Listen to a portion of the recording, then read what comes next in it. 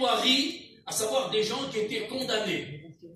Chez nous, en France, le mot condamné, dans notre langage à nous, on est condamné à une peine de prison, avec un temps délimité.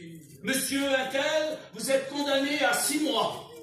Monsieur Attel, vous êtes condamné à 1 an, à 1 temps. Le condamné de la Bible, il n'a pas de temps. C'est l'éternité d'éternité en enfer. J'ai regardé, j'ai essayé de trouver un temps délimité dans le condamné de la Bible, et je n'ai pas trouvé. J'ai demandé à Dieu, et Dieu m'a répondu. Dieu m'a emmené en enfer. J'ai voulu voir, j'ai voulu savoir ce que c'était que l'enfer.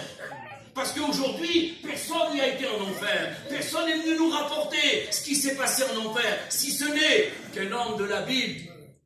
On va voir tout à l'heure. Un jour, j'étais dans ma caravane et je faisais cette prière à Dieu.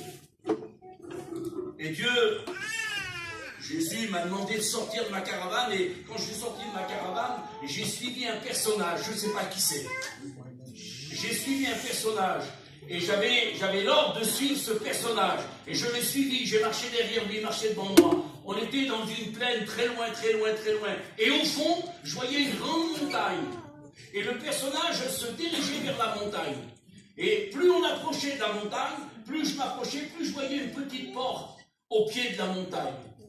Et on avançait, on avançait, on avançait. Et plus j'avançais, j'entendais des pleurs et des hurlements derrière cette petite porte. Et puis on a avancé, et quand on est arrivé à proximité de la porte, le personnage